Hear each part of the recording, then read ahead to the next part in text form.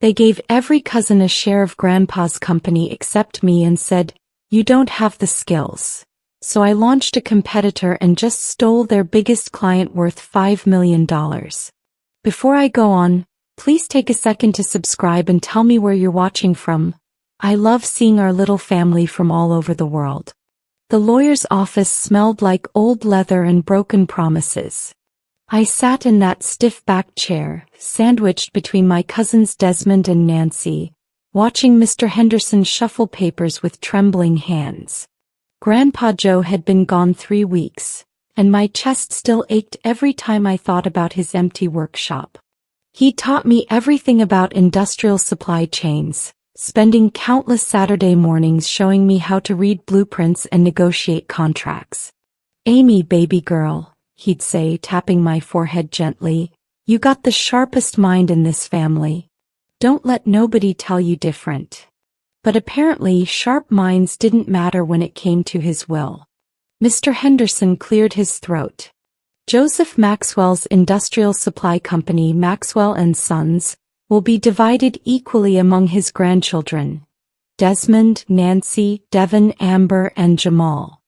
My name never came. I sat there, frozen, as he continued listing assets. Each cousin got 20%. I got Grandpa's vintage watch and $5,000. For personal expenses, the will read. Desmond smirked at me across the table. Nancy suddenly found her phone fascinating. My Uncle Raymond, Grandpa's oldest son, finally spoke up. "Now, Amy, don't take this personal. Your grandfather and I discussed this thoroughly before he passed. The business requires certain skills, experience. You're still young, still figuring things out with that little marketing job of yours." Little marketing job. I'd spent 7 years building brand strategies for Fortune 500 companies, but sure, little marketing job. My hands clenched around the armrests. I couldn't breathe. The room felt smaller, walls pressing in. "Uncle Raymond, I worked with Grandpa every weekend for 12 years. I helped him land the Henderson industrial contract. I redesigned his entire supplier database." He waved his hand dismissively, that same condescending gesture he'd perfected over years of family dinners. "Helping out isn't the same as running a multi-million-dollar operation, sweetheart. Your cousins have been preparing for this. Desmond has his business degree. Nancy worked in operations. Devon's got his MBA. Devon partied his way through business school, and Desmond hasn't held a job longer than 8 months, I said, my voice sharper than intended. The truth hung in the air like smoke. My Aunt Diane gasped dramatically, clutching her purse. "Amy Marie Ivory, you apologize right now. This is not the time or place for your jealousy." Jealousy. That word punched through my ribs. This wasn't jealousy. This was betrayal wrapped in legal documents and fake sympathy. Mr. Henderson looked uncomfortable, adjusting his glasses. "Miss Ivory, your grandfather did leave specific instructions. He felt the business needed continuity, family members who understood the legacy." "I understood the legacy better than anyone," I interrupted, standing up. My chair scraped against hardwood. I was there every Saturday morning at 6 a.m. Where were they? I pointed at my cousins. Nancy finally looked up from her phone, eyes cold. "Grandpa knew what he was doing, Amy. Maybe it's time you accepted that you just don't have what it takes." I walked out of that office with Grandpa's watch burning against my wrist. The parking lot stretched before me, asphalt shimmering in the Atlanta heat. My phone buzzed. Mama calling for the 3rd time. I couldn't talk to her yet. Couldn't explain how her father had essentially told me I wasn't good enough, wasn't worthy, wasn't family enough to inherit what I'd helped build. 3 days later, I stood in my childhood home's kitchen, facing the entire family at Sunday dinner. The smell of Mama's peach cobbler usually brought comfort. Today it made me nauseous. Uncle Raymond sat at the head of the table, Grandpa's seat, like he'd already claimed the throne. "We need to discuss the transition plan," he announced, cutting into his ham. The 5 of you will need to attend the board meeting next Tuesday. Amy, you're welcome to join as an observer if you'd like. An observer? In the company I'd bled for. Why wasn't I included in the will? I asked, my voice steady despite the trembling in my chest. The table went silent. Forks stopped midair. Aunt Diane set down her sweet tea with a heavy clink. Baby, we already explained this, Mama said softly, but I saw something flicker in her eyes. Doubt? Guilt? No, I pressed. I want to hear it from Uncle Raymond. What exactly did Grandpa say about me? Uncle Raymond wiped his mouth slowly, deliberately. Your grandfather felt you lacked focus. You never committed to the business full-time. You were always chasing other opportunities. That's bullshit and you know it. The words exploded out of me before I could stop them. Mama's hand flew to her chest. My younger brother Terrence's eyes went wide. But I was done being polite. I offered to come work full-time 3 years ago. Grandpa said yes. You told him I'd be a distraction. Uncle Raymond's face darkened. You need to watch your tone. I found the emails. I pulled out my phone, hands shaking but steady enough to navigate to my screenshots. Grandpa's assistant, Mrs. Wright, sent them to me yesterday. She thought I should know the truth before she retired. I started reading aloud, my voice cutting through the shocked silence. Raymond, Amy's proven herself more than capable. I want to bring her on as operations manager. That was dated March 2021. Your response? Dad, you're being sentimental. She's not ready. Besides, we've already promised Desmond that position. Desmond slammed his hand on the table. That's private correspondence. There's more, I continued, scrolling. November 2022. Raymond, I'm changing my will to include Amy as an equal partner. Your response? That wouldn't be fair to the others who've been loyal. She has her own career. She doesn't need the business like they do. My voice cracked on the last word. Need. Like inheritance was about need instead of love, legacy, recognition. Mama's chair scraped back. Raymond, please tell me this isn't true. Her voice carried a weight I'd never heard before. Uncle Raymond's jaw clenched. You're taking things out of context. Mrs. Wright had sent me 17 emails total. Each one showed a pattern. Grandpa trying to include me, Uncle Raymond blocking it with careful manipulation. He was sick, getting confused. Uncle Raymond would write, let's not make any major changes right now. Then later, the kids are counting on this, Dad. You can't pull the rug out from under them. But the email that destroyed me was dated January 15th, 2 months before Grandpa died. I want Amy to have her share, Raymond. She's earned it. Change the will this week. Uncle Raymond's response came 3 days later. Dad, we talked about this. You agreed Amy's better off pursuing her own path. Remember? You said she doesn't have the temperament for family business politics. Let's keep things as planned. I looked at my grandfather's brother, my uncle, the man who'd eaten at our table for 40 years, and saw a stranger. You lied to him. When he was sick, confused from the medication, you convinced him he'd said things he never said. You manipulated a dying man to steal my inheritance. The room erupted. Cousins shouting, Mama crying, Aunt Diane screaming about family loyalty. But Uncle Raymond just sat there stone-faced until finally he spoke. I did what was best for the business in this family. You would have torn us apart with your ideas and your pride. The decision is made, Amy. Legal and final. If you can't accept it, maybe you should leave. That's when something inside me shattered and reformed into something harder, sharper. I stood up, grabbed my coat and headed for the door. Mama caught my arm. Baby, please. I'm done, Mama. With all of them. I spent that night in my apartment, Grandpa's watch on the table, Those emails burning in my mind. Round 2 a.m. clarity hit. I wasn't going to beg. Wasn't going to fight for scraps from people who'd never valued me. I was going to build something that made Maxwell and Sons look like a corner store. I'd saved $47,000 from my marketing job. Had another $15,000 in investments. The $5,000 from Grandpa put me at $67,000. Not enough to compete directly, but enough to start smart. I called my best friend Tasha at Sunrise. I need your cousin, the lawyer. The one who handles business incorporation. Girl, it's 6 a.m., she groaned, but I heard sheets rustling. What's going on? I'm starting a war. By Monday, I'd formed Ivory Industrial Solutions, LLC.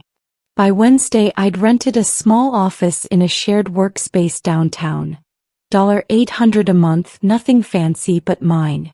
I created a website over the weekend, leveraging every skill I'd gained in marketing. Professional.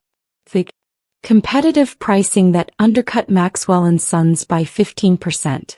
My former colleague Jerome, a brilliant operations manager who'd been laid off 6 months prior, agreed to join me for equity instead of salary initially. You're crazy, Amy, you know that? He said over coffee at our favorite spot on Peachtree Street. Taking on your family's established company? They're not my family anymore, I said, meaning every word. They made that clear. Now they're just competition. Jerome grinned. Then let's destroy them. Maxwell and Sons had gotten comfortable. 40 years in business meant they'd stopped innovating, stopped hustling. They relied on legacy relationships and Grandpa's reputation. But Grandpa was gone and reputations fade fast when service declines. I knew their client list by heart, had helped build half those relationships myself. My first target was Henderson Industrial, the manufacturing company I'd helped Grandpa land 8 years ago. Their CEO, Mr. Wright, yes, married to Grandpa's assistant, had always liked me. You've got your grandfather's instincts, he told me once at a company barbecue. I called his office on Thursday. His secretary tried to brush me off, but I persisted. Tell him Amy Ivory needs 15 minutes to discuss his current supply chain inefficiencies. I have data. Data always worked with Mr. Wright. He called back within an hour. Amy, I heard about Joseph. I'm so sorry, sweetheart. Your grandfather was one of the good ones. His voice carried genuine warmth. Thank you, Mr. Wright. I actually wanted to discuss your contract with Maxwell and Sons. I've noticed some concerning patterns in their delivery times and error rates since Grandpa passed. Silence. Then, I'm listening. I laid it out. Over the past 3 months, Desmond had taken over the Henderson account. Delivery times had increased by 40%. Error rates tripled. They'd been charged for premium services twice without receiving them. I had documents. Mrs. Wright had included order records in her email package. I can beat their pricing by 20% and guarantee 98% accuracy. Plus, I'm implementing a real-time tracking system they don't have. You're starting your own company? Already started, sir. Another pause. Send me a proposal. I worked 72 hours straight on that proposal. Jerome handled the operational logistics while I crafted the narrative. We weren't just offering cheaper services. We were offering innovation. Real-time inventory tracking via custom software. Automated reordering systems. Sustainability metrics that aligned with Henderson Industrial's new green initiatives. The proposal landed on Mr. Wright's desk Monday morning. He called Wednesday afternoon. Amy, this is impressive work. Really impressive. But Henderson Industrial has been with Maxwell and Sons for nearly a decade. Switching suppliers is complicated, expensive. I need more than a good proposal. I need guarantees. What if I personally oversee your account for the first 6 months? Any issues, any delays, Any problems at all? I'll refund 30% of your monthly fees. No questions asked. I heard keyboard clicking. He was calculating. Henderson Industrial's annual contract with Maxwell & Sons was worth $5.2 million. I was betting my entire future on my ability to deliver. That's a significant risk you're taking. I believe in my work, Mr. Wright. My grandfather taught me that quality and relationships matter more than anything. Maxwell & Sons has forgotten that. More silence. Then, I'll give you a trial run. 3 months, starting with our automotive parts division. That's about $400,000 quarterly. If you perform, we'll discuss transitioning the full account. My hands shook as I thanked him and ended the call. Jerome hooped so loud our office neighbors complained. We had our first major client. But more importantly, I'd just stolen business from my family. The real war was beginning and I'd drawn first blood. 2 weeks into the Henderson trial contract, my phone exploded. 17 missed calls from various family members. Text messages ranged from concerned, "Amy, what's going on?" to furious, "You stealing bitch." I ignored them all until Uncle Raymond called from Mama's phone. "Baby, please pick up. Your uncle needs to talk to you. It's important." Mama's voice carried a tremor. I answered. "What?" Uncle Raymond's voice came through, tight with barely controlled rage. "What the hell do you think you're doing? Henderson Industrial called this morning to discuss transitioning their full account. You went behind our backs. To our clients." "Your clients," I corrected. "I don't work for Maxwell & Sons. Remember? I wasn't skilled enough. Didn't have the temperament. This is corporate sabotage. I can sue you." "With what grounds?" Kept my voice level. "I started my own legal business. Approached a client with a better offer. That's called capitalism, Uncle Raymond. Or did your business degree not cover that?" He was breathing hard now. "You're destroying your grandfather's legacy out of spite." That word, spite, ignited something volcanic in my chest. Grandpa's legacy was excellence and innovation. You turned his company into a lazy, overpriced operation that delivers late and bills wrong. I'm honoring his legacy. You're destroying it. "Family doesn't do this to family," he shouted. "You're right. Family doesn't manipulate dying men and forge their wishes. Family doesn't exclude someone out of greed. You taught me that, Uncle Raymond. I'm just applying the lesson." I hung up. My hands were shaking, but my resolve was steel. Desmond showed up at my office 3 days later. My secretary, well, our shared workspace's receptionist, buzzed me. "There's a very angry man demanding to see you. Says he's family. Send him back." I straightened papers on my desk, preparing for confrontation. Desmond stormed in, still wearing his gym clothes, face flushed. "You smug bitch. You think you're so smart. Get out of my office." "This is a shared workspace, not an office," he sneered, looking around at the modest space. "Playing businesswoman in your little cubicle. Pathetic. That pathetic operation is about to take your biggest client." I smiled sweetly. "How's it feel, Desmond? Knowing you're about to lose a $5 million account because you couldn't do the job?" He stepped closer and I saw something dangerous flash in his eyes. "You always thought you were better than us. Grandpa's special little girl, so smart, so talented. But you know what? He didn't leave you shit because deep down he knew. You're not family. Your dad wasn't his real son." The words hit like a sledgehammer. "What did you say?" Desmond realized he'd gone too far, but pride wouldn't let him back down. "Your daddy. Mama's first husband. Grandpa never considered him real family. Why do you think?" "Get out." My voice came out deadly quiet. "Get out now before I call security and have you removed." He laughed, but the damage was done. That poison would spread through my mind for days, making me question everything. Was that true? Had Grandpa seen me as less than the others? I called Mrs. Wright that night. She answered on the third ring, her voice warm despite the late hour. Amy, sweetheart. I was hoping you'd call. Desmond said something today. About my father, about Grandpa not seeing me as real family. Is that? My voice cracked. Is that why? Her sigh carried decades of knowledge. Your grandfather loved you more than anyone, Amy. That's exactly why Raymond worked so hard to exclude you. Joe wanted to give you 40% of the company. He planned to reduce each cousin to 12%.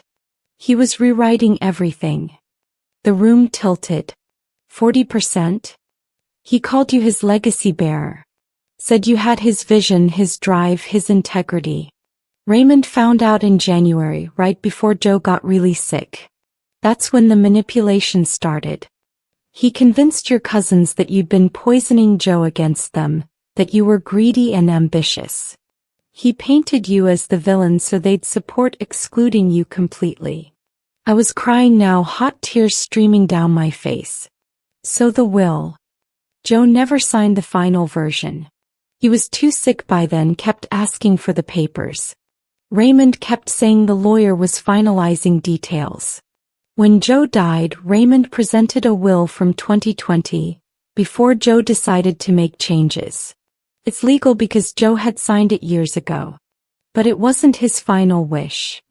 Can I contest it? Technically yes, but you'd need to prove undue influence, and Raymond covered his tracks carefully. Plus, the legal battle would drain your resources. Joe knew this might happen. That's why I sent you those emails. He wanted you to have ammunition, but he also wanted you to build your own empire. He believed you could do it. The conversation shifted everything. This wasn't about inheritance anymore. It was about proving Grandpa right. Mr. Wright called the next morning. Amy, your trial period isn't even complete, but I've seen enough. Your delivery times are 48% faster than Maxwell & Sons. Your error rate is literally 0. And your new tracking system has already saved us $150,000 in inventory redundancies. My heart hammered. So I want to transition our full account to Ivory Industrial Solutions. Effective immediately. That's our entire $5.2 million annual contract. Can you handle it? Could I handle it? I had one employee and a shared office space. But Jerome was already nodding frantically, mouthing, "Say yes. Absolutely, Mr. Wright. We'll scale up immediately to meet your needs." Good. My lawyer will send the contracts this afternoon. Amy, your grandfather would be proud. This is exactly the kind of bold, quality-driven business he believed in. When I hung up, Jerome grabbed me in a bear hug, spinning me around our tiny office. We did it. Holy shit, we actually did it. We had to move fast. I used the Henderson contract as collateral for a small business loan. $200,000 to hire staff and upgrade equipment. Within 2 weeks, I'd hired 3 more operations specialists, a full-time accountant, and moved us into a real office space. Nothing fancy but legitimate. Professional. The news hit Maxwell & Sons like a bomb. Losing Henderson Industrial didn't just cost them $5.2 million annually. It sent a message to their other clients. The Ivory girl knows what she's doing. Within a month, 2 more smaller clients reached out to Ivory Industrial Solutions, asking for proposals. Uncle Raymond showed up at Sunday dinner 6 weeks later. I hadn't been back to Mama's house since the confrontation, but she'd begged me to come, said we needed to heal as a family. I arrived to find not a family dinner but an intervention. They were all there. Uncle Raymond, Aunt Diane, all 5 cousins, Mama, even my brother looking uncomfortable in the corner. Uncle Raymond stood at the head of the table. Amy, this has gone far enough. You've made your point. You've proven you can run a business. Now it's time to discuss merging Ivory Industrial Solutions with Maxwell and Sons. We'll give you a 25% stake. I laughed. Actually laughed. You're joking. It makes business sense. Together we dominate the market. No. I stood grabbing my coat. You stole my inheritance because you didn't think I could handle it. Now I'm outperforming you and suddenly you want to partner? That's not how this works. Nancy spoke up, her voice smaller than before. Amy, we didn't know about Uncle Raymond manipulating Grandpa. Mrs. Wright told us everything last week. We thought Grandpa really didn't want you involved. And you believed it without asking me? Without questioning why. I looked at each cousin in turn. That's the problem. You wanted to believe it because it benefited you. Desmond at least had the decency to look ashamed. We were wrong. I was wrong. What I said about your father, that was pure jealousy talking. I'm sorry. Apologies don't rebuild trust. I turned to Uncle Raymond. You're a thief and a liar. You manipulated your dying father and convinced your family to betray me. And now that your company is hemorrhaging clients because you're incompetent, you want me to save you? Well, watch Maxwell and Sons crumble.